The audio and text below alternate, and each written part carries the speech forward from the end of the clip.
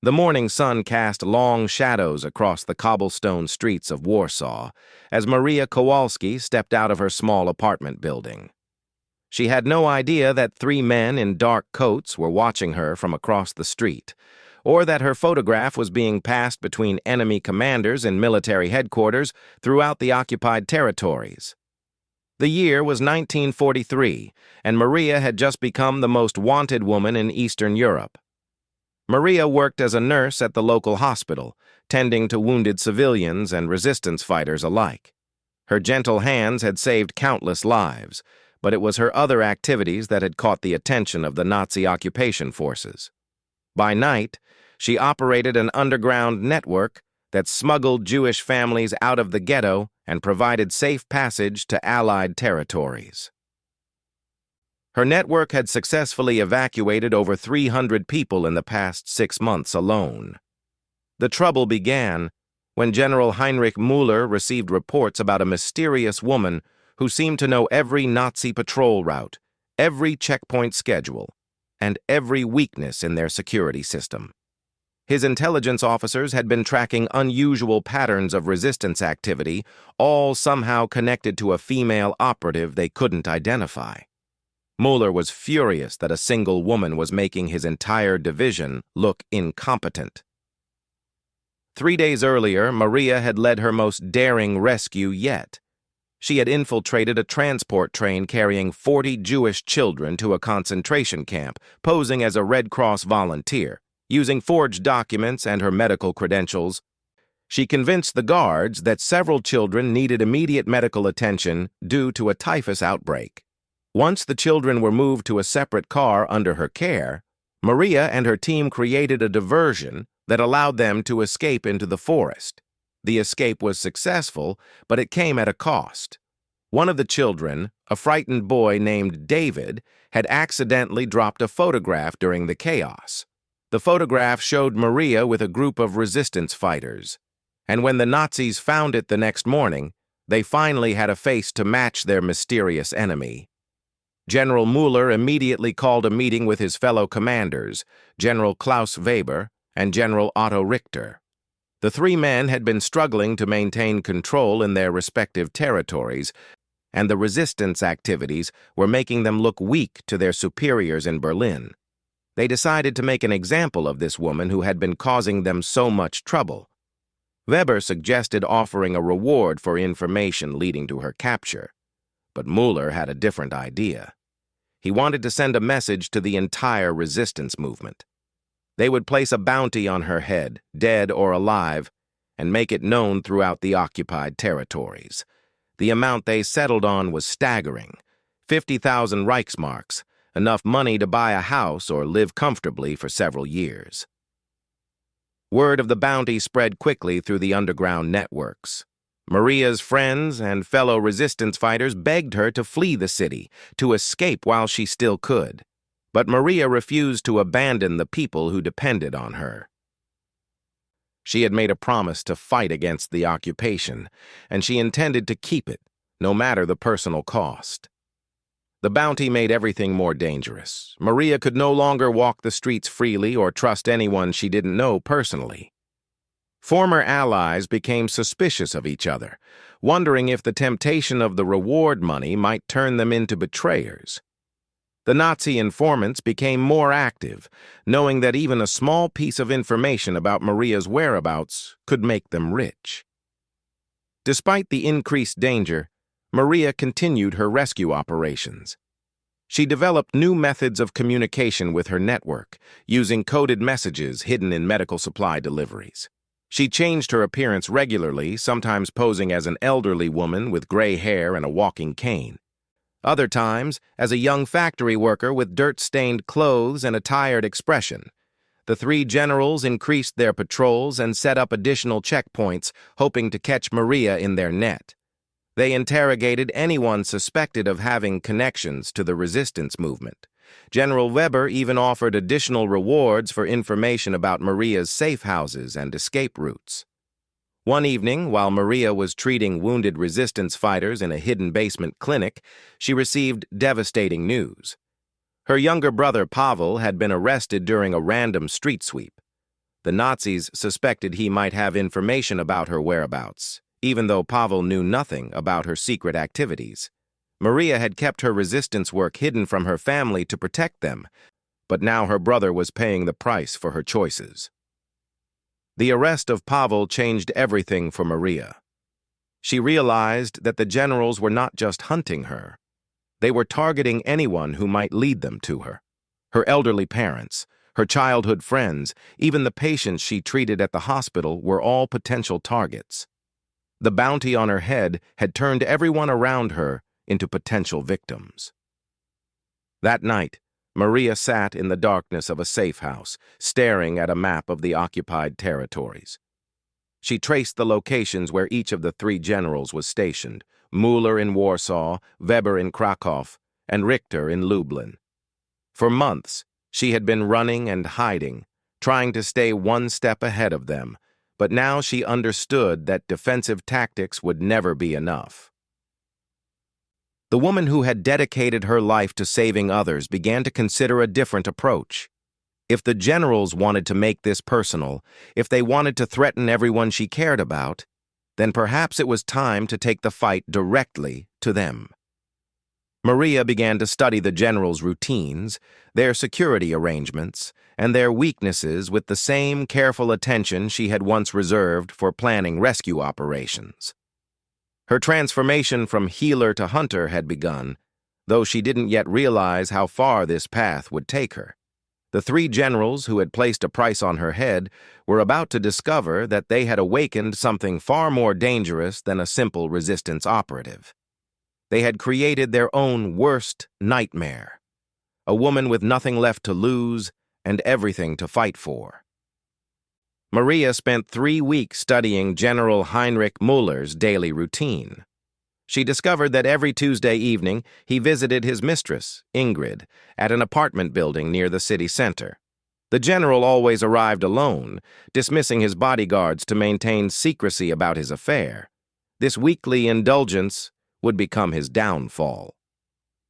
On a cold Tuesday night in November, Maria disguised herself as a cleaning woman and entered the apartment building through the service entrance. She had spent days befriending the real cleaning staff, learning their schedules and routines. Wearing a gray uniform and carrying a bucket of cleaning supplies, she blended perfectly with her surroundings. Maria positioned herself in the stairwell between the 3rd and 4th floors, knowing that Müller would have to pass this exact spot to reach Ingrid's apartment. She waited patiently for 3 hours, her heart beating steadily as she prepared for what would be her first direct confrontation with one of the generals who had terrorized her community. When Müller finally appeared, climbing the stairs with confident steps, Maria was ready. She had modified her cleaning bucket to conceal a small pistol and a vial of poison she had obtained from a resistance chemist. As the general reached the landing, Maria stepped out from the shadows. Müller was so surprised to see a cleaning woman at this hour that he paused for a moment, which was exactly the opening Maria needed. She pointed her weapon at him and spoke in a calm, steady voice that revealed none of the anger burning inside her. She told him that she knew about the bounty, about her brother's arrest, and about all the innocent people who had suffered because of his orders. Müller tried to bargain with her, offering to double the reward money if she would work for him instead of against him. He promised her protection and wealth if she would betray her resistance network. Maria's response was swift and decisive. She had not come here to negotiate or to be bought off. The poison acted quickly, and within minutes, the first of the 3 generals was dead. Maria left no evidence behind, disappearing into the night like a ghost. When Müller's body was discovered the next morning, the official report claimed he had suffered a heart attack. The death of General Müller sent shockwaves through the Nazi command structure. General Klaus Weber immediately increased his security, surrounding himself with additional bodyguards and changing his daily routine. But Maria had already anticipated this reaction and had begun studying Weber's habits weeks earlier. Weber had a different weakness than Müller. He was addicted to gambling and visited an illegal card game every Friday night at a private club in Krakow. The club was located in the basement of a restaurant that served as a front for various black market activities. Weber believed that the secret location and the criminal connections of the establishment would provide him with perfect security. Maria spent 2 weeks infiltrating the gambling network. She posed as the girlfriend of a black market trader, using her medical knowledge to treat minor injuries that the criminals preferred not to report to official hospitals. This gave her access to the restaurant and allowed her to learn the layout of the basement gambling room. On the chosen Friday night, Maria arrived at the restaurant early before the card game began. She had prepared a special meal for the kitchen staff, claiming it was a traditional Polish dish to celebrate her fictional boyfriend's successful business deal. The meal contained a carefully calculated dose of sleeping medication that would incapacitate the guards without killing them. While the drugged guards slept at their posts, Maria made her way to the basement gambling room. Weber was in the middle of a poker game, surrounded by local criminals and corrupt officials. The general was winning big that night, his pile of money growing larger with each hand. Maria entered the room, posing as a server, bringing drinks to the players. In the dim lighting and through the cigarette smoke, none of the men paid much attention to another working woman. She served drinks to everyone at the table, saving Weber's glass for last. When she placed the drink in front of the general, Maria leaned close and whispered that she had a message from General Muller. Weber looked up in confusion, since he knew that Muller was dead. In that moment of realization, Maria revealed who she was and what she had come to do. The other players at the table tried to help Weber, but Maria had prepared for this possibility. She had rigged small explosive devices around the room, not enough to cause serious harm to innocent people, but sufficient to create chaos and confusion. In the smoke and noise that followed, the second general met the same fate as the first. Maria escaped through the restaurant's kitchen, where the sleeping guards were still unconscious at their posts. By the time the authorities arrived, she was already miles away, and Weber was beyond their help. The official report blamed his death on a gas leak explosion, though some of the survivors whispered about a mysterious woman who had appeared and vanished like a spirit of vengeance. General Otto Richter, the last of the 3 generals, received news of Weber's death while he was reviewing patrol reports in his office in Lublin. The pattern was becoming clear to him now. Someone was systematically targeting the generals who had placed the bounty on Maria's head. He correctly guessed that Maria herself was responsible for these deaths. Richter was different from his fellow generals. He was more intelligent, more cautious, and more paranoid. Instead of simply increasing his security, he decided to go into hiding while planning a trap for Maria. He spread rumors that he was still maintaining his regular schedule while actually moving between safe houses and using body doubles for public appearances. Maria discovered Richter's deception when she spent a week surveilling his supposed location, only to realize that the man she was watching was an imposter. The real general had anticipated her approach and was preparing his own counterstrike. For the first time since beginning her campaign of revenge, Maria found herself facing an opponent who was thinking several steps ahead. Richter had been questioning captured resistance fighters, trying to learn everything he could about Maria's methods and motivations. He discovered that she had a particular weakness. She could never ignore a call for help from innocent civilians in danger. The general decided to use this compassion against her.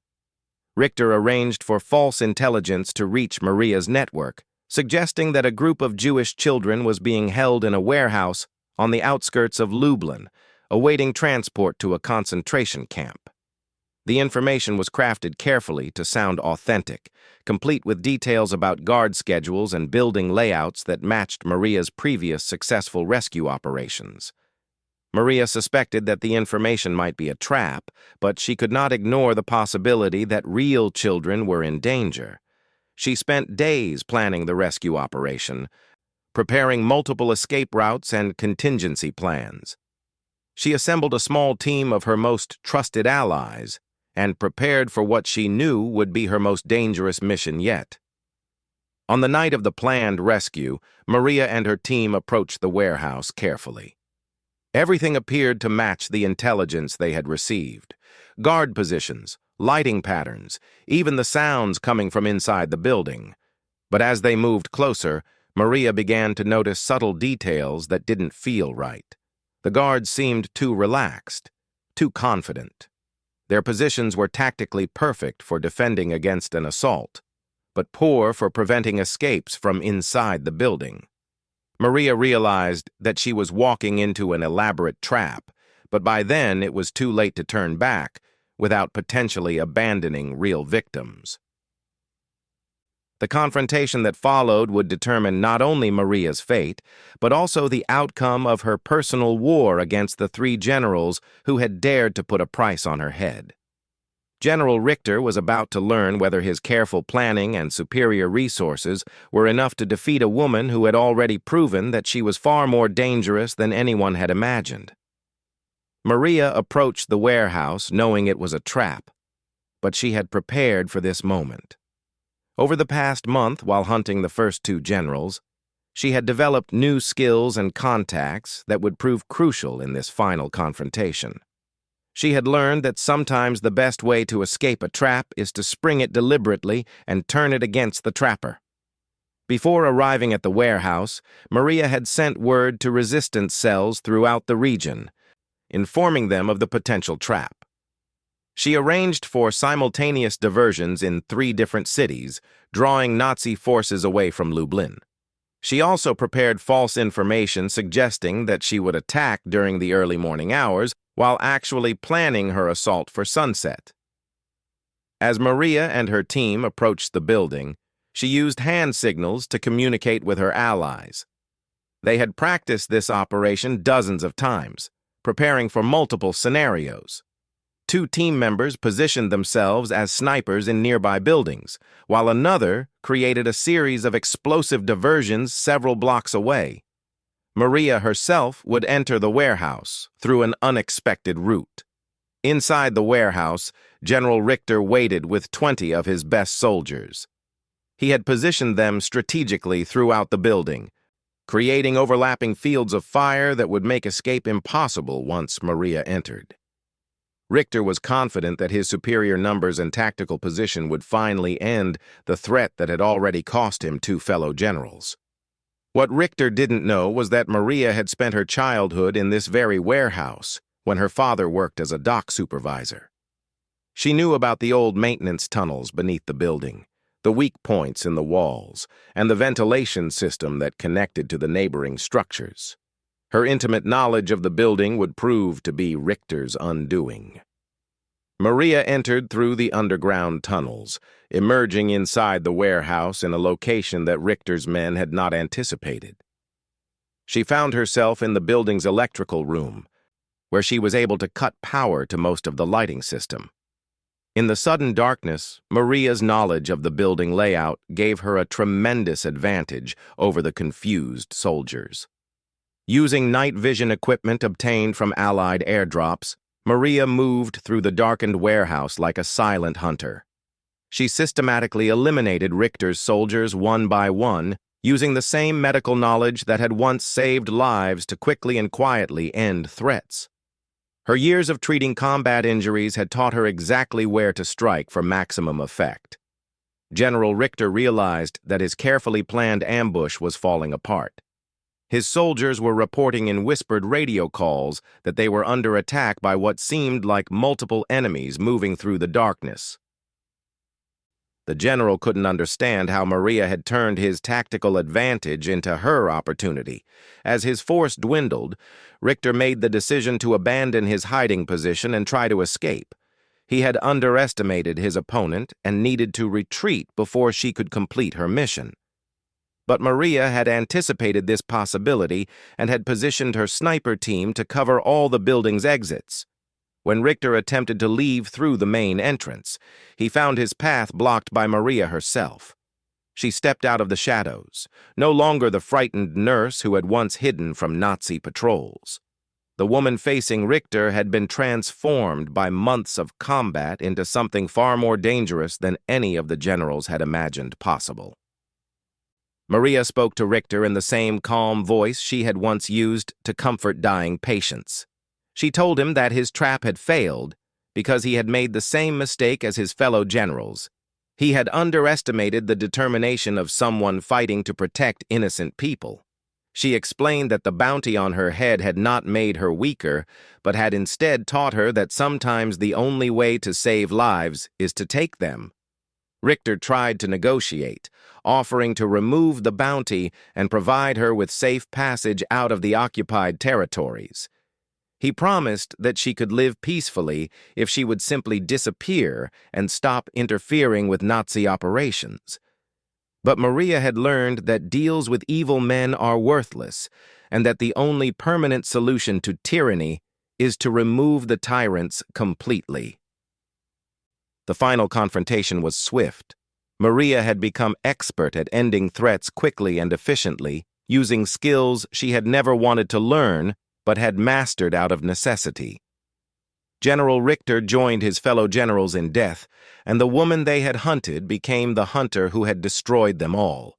With all three generals dead, Maria's mission of personal vengeance was complete, but her work was far from over. The bounty on her head had officially been removed with Richter's death, but Maria had discovered something important during her campaign against the generals. She had learned that she possessed abilities and connections that could be used to strike back at the occupation forces in ways that simple rescue operations could never achieve. Maria returned to her resistance network, but she was no longer just a nurse who helped smuggle people to safety. She had become something new, a strategic asset who could plan and execute complex operations against high-value enemy targets. Her success against the three generals had proven that even the most protected Nazi officials were vulnerable to someone with sufficient skill and determination. Over the following months, Maria's reputation spread throughout the resistance networks of Eastern Europe. She became a symbol of hope for oppressed people and a source of fear for occupation forces. Young resistance fighters studied her tactics, while Nazi commanders increased their security and changed their routines, never knowing when they might become her next target. The woman, who had once saved lives through healing, had learned to save even more lives through strategic elimination of those who threatened the innocent. Maria's transformation from nurse to hunter was complete, and her legend would inspire resistance fighters long after the war ended. Years later, when historians studied the resistance movements of World War II, they would struggle to verify many of the stories about Maria Kowalski.